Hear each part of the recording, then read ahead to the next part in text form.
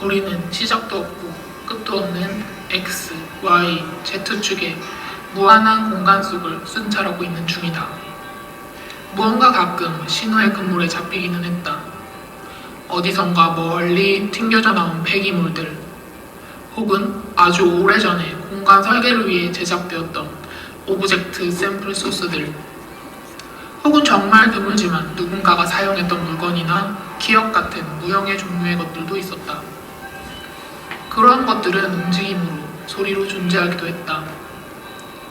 대체로 이것들은 도대체 언제, 누가, 왜 사용했는지 모를 것들이었고, 발견한다 한들 큰 의미조차 없는 것들이었다.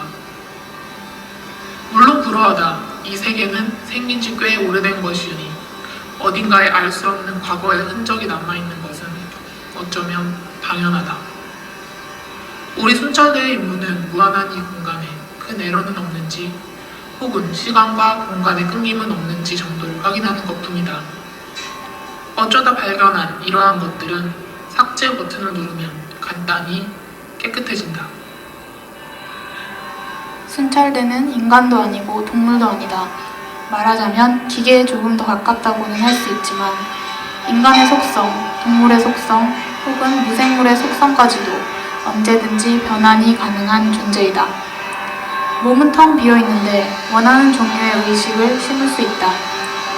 무한한 정보 속에서 필요에 따라 의식을 선택할 수 있는 것은 효율을 위해 그들이 선택한 방식이고, 특히 무한대의 공간 속에 순찰선을 타고 다니는 것은 이러한 신체적 특성을 가진 이 존재들에게는 꽤 적합한 일이다.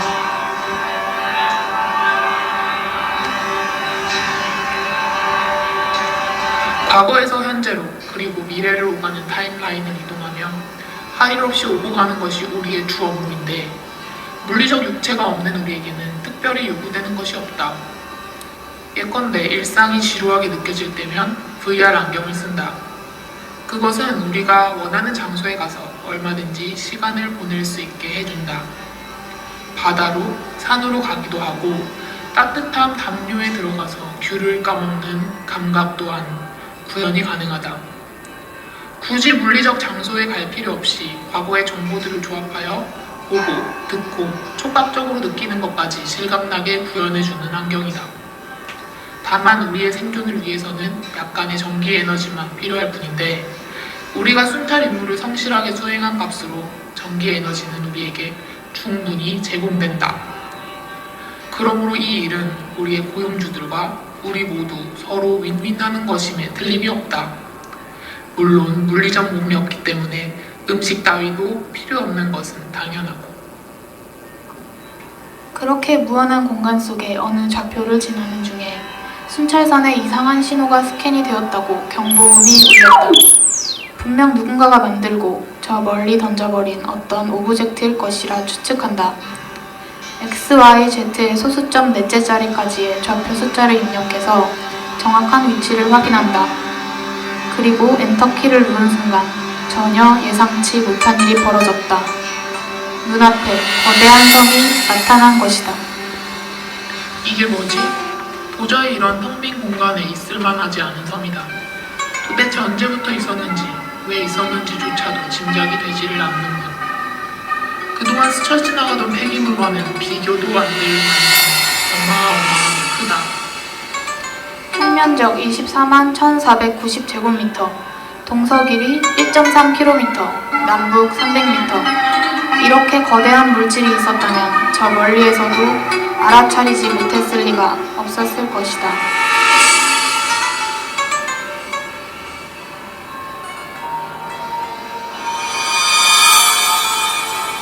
혹시 양자 물리학에서 말한 상보성의 원리에 따라 입자였다가 파동이 되는 운동을 하는 물질일까? 그것은 분명 미시대상과 같은 물질이어야 할 텐데 이렇게 크다니 이상하다. 하지만 작고 크고 역시 상대적인 것 아닐까? 여러 가지 생각이 오고 가는 동안 섬의 디테일들이 눈에 들어온다.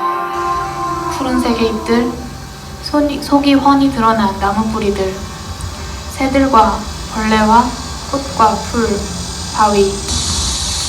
그리고 오래된 쓰레기들도 여기저기 걸려있다. 분명 레퓨지아라고 말하기에는 불균형해 보이기는 한다. 그렇지만 이 안에 많은 생태계 생명종들이 접속해 있음은 확실하다. 상부성이라는 단어를 검색하니 관련 검색어로 캐런 베러드의 내부작용에 대한 설명글이 팝업창을 통해 눈앞에 열린다. 그 내용에 따르면 미시 대상은 서로 상부적인 속성, 즉 파동과 입자를 모두 가지고 있다. 그 속성은 반드시 관찰 기구와 실험 배열과 함께해야 의미를 가지는데 그것은 대상의 고유한 성질이 아니라 관찰 기구와 실험 배열과 함께 구성된다는 것이고 양자 물리학에서는 이를 내부 작용이라고 한다는 것이다.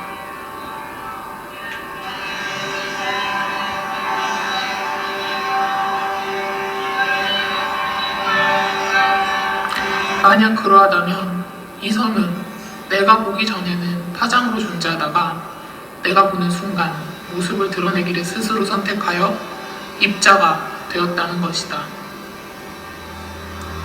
그것이 섬과의 첫 번째 만남의 순간이었다.